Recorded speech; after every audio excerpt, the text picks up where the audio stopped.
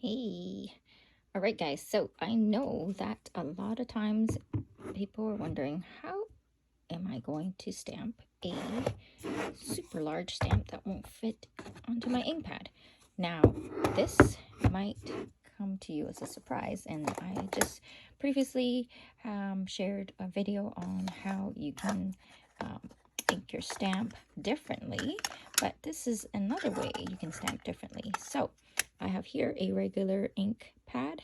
This, I don't know, like 2x3 or so in size.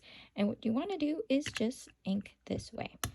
And that way you will always get full coverage on the stamp itself and not get into the spaces that you don't want inked.